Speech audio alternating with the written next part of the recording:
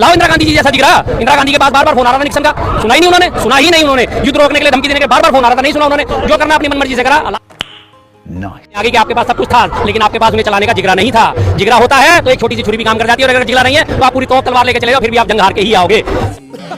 BJP की हालत यह है कि वो हमेशा आपने बीरबल की खिचड़ी सुनी होगी कि बीरबल की खिचड़ी टंगी तो वहां है, नीचे से आग बन रही है, खिचड़ी बन रही है, बन रही है, बन रही है, लेकिन वो खिचड़ी कभी बनेगी नहीं। इनके हमेशा हर जुमले ऐसे ही होते हैं। आपको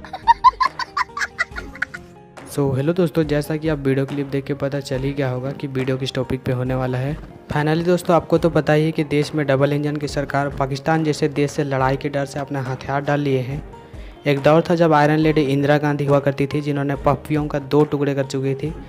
यही कारणों से लोगों का गुस्सा आज ढोंग करने वाली डबल इंजन सरकार पर है। वीडियो में लास्ट तक बने रहना, मज़ा आने वाला है। आइए वीडियो को बिना देरी किए हुए करते स्टार्ट। पिक्चर चालू करो बे। ऐसा क्या हो गया रातों रात? क्या बदल गया रातों रात? कौन से सीन बदल गए? क्या ही चीज कि इन 2 देशों की लड़ाई हो रही है, उन देशों को ही नहीं पता कि हमारे में सीज फायर हो गया, और वहां से ट्रंप सही पकड़े हैं चाचा घोषणा कर देते और अल्टीमेटली उसको डिनाई करने के बदले कि नहीं, हम नहीं रुकेंगे, हम इसे इस बार नेस्तनाबूद करके रहेंगे। और हमारे यहाँ से भी घोषणा हो जाती है कि रात भर चली मीटिंगों के बाद ये फैसला लिया गया है कि हम सीज फायर की घोषणा करते हैं। अब उससे छीछा लीडर से बचने के लिए अगले बयान के आते हैं कि पाकिस्तान ने हमें बार बार अनुरोध करके कहा था कि सीज फायर कर लो। वो तो अनुरोध कर रहा है, अच्छी बात है, करने दो। आपने क्यों स्वीकार करा? आपने क्यों स्वीकार करा भाई? Good question, you are a good question. आज की डेट में, पहले तो हॉटलाइन हुआ करती थी, आज की डेट में मोबाइल हॉटलाइन अभी भी मौजूद है। उठा के फोन का कनेक्शन काट के साइड में रख देते, मत सुनो उसका फोन। लाओ इंदिरा गांधी जी जैसा जिगरा। इंदिरा गांधी के पास बार बार फोन आ रहा था निक्सन का, सुना ही नहीं उन्होंने, सुना ही नहीं उन्होंने। युद्ध बात तो सही है। युद्ध रोकने के लिए धमकी देने के बार बार फोन आ रहा था, नहीं सुना उन्होंने। जो करना अपनी मनमर्जी से करा। लास्ट एंड फाइनल एक फोन सुना कि मैं अपना 7वां बेड़ा भेज रहा हूँ, भेज दो जी, कोई चिंता नहीं, इसके 2 टुकड़े करके रहूंगी, कर दिया। ये होती है सैनिक क्षमता, ये होती है नेतृत्व क्षमता, ये होता है जिगरा, जिसे कहा जाता है वास्तव में 56 इंच। ये होता है 56 इंच। दोस्तों, हद पर तो तब हुआ जब अमेरिका के राष्ट्रपति ट्रंप द्वारा सीज फायर का ऐलान हुआ, जिससे वीर सैनिकों और आम नागरिकों का बहुत ज़्यादा अपमान हुआ। क्या इस प्रकार अपमान कराएगी बड़े बड़े ढोंग करने वाली डबल इंजन की सरकार? आइए शर्मा जी को सुनते हैं। इन सब पूरे मसले पर डोनाल्ड ट्रंप के लड़का भी कूद पड़ा है। वो कह रहा है कि जो भारत पाकिस्तान की जो कश्मीर का जो मामला है, वो हमारे पापा को, पिताजी को यानी क्रेडिट जाना चाहिए कि वो जो सुलझा रहे हैं इसको, यही सुलझाएंगे। ये जो लड़ाई इनको रुकवाने का क्रेडिट भी इन्हीं को दिया जाना चाहिए। बिल्कुल बिल्कुल। अब इससे पहले लगातार जब ये बात होती है, कश्मीर का मुद्दा यूएन में ले गए थे नेहरू जी मुद्दा यूएन में ले गए थे। अब ये वापस क्यों आ गए? अब इसे इंटरनेशनल मार्केट में क्यों लेके जा रहे हैं? इंटरनेशनल लेवल पे क्यों लेके जा रहे हैं इसे? आप तो कहते थे कि बार बार नेहरू जी की गलती दोहराते थे कि कश्मीर का मुद्दा यूएन में क्यों लेके गए। अब आप उसे पंचायती अधिकार कैसे दे रहे हो? और रही बात ट्रंप की, तो अब मुझे बात ये समझ में आती है कि अभी कुछ दिन पहले हमारे देश में नारे लगे थे, अब की बार ट्रंप सरकार। कौन है ये लोग?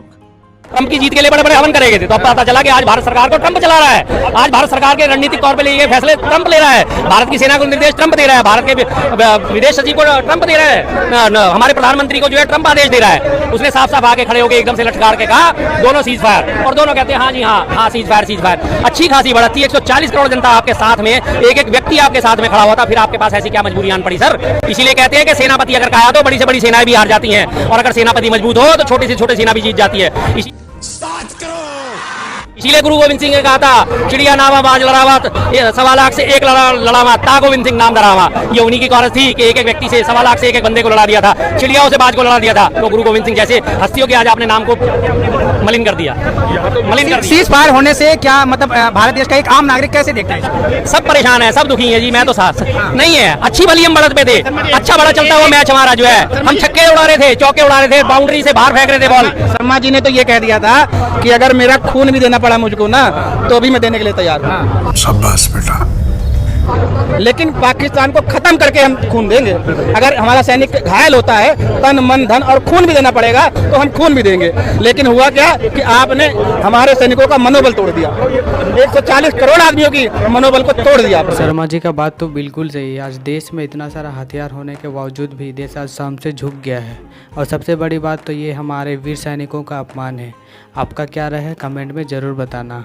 शर्मा जी, क्या आपको क्या लगता है, क्या पीओ को लेने का एक सुनहरा मौका हमने गंवा? बिल्कुल बिल्कुल, जिसकी बात बार बार करी जा रही थी। अभी लोकसभा इलेक्शन से पहले भी हमारे तमाम नेताओं ने हुंकार भरी थी, 6 महीने के अंदर पीओ के वापस होगा। अब जब आपके पास मौका है तो चूक गए, मौका है तो चूक गए, क्योंकि ये चाहिए। एक वो सन्नी देओल की फिल्म का डायलॉग है ना, चड्डा इसे अंदर रख ले, ये ऐसे खिलौने बाजार में बहुत बिकते हैं, लेकिन इसे चलाने वाला जिगरा जो है मर्द लेके पैदा होता है। तो हकीकत आज वही सामने आ गई कि आपके पास सब कुछ था, लेकिन आपके पास उन्हें चलाने का जिगरा नहीं था। गजब बेइज्जती है। यही नहीं, अभी और सुनिए। जिगरा होता है तो एक छोटी सी छुरी भी काम कर जाती है, और अगर जिगरा नहीं है तो आप पूरी तोप तलवार लेके चले जाओ, फिर भी आप जंग हार के ही आओगे।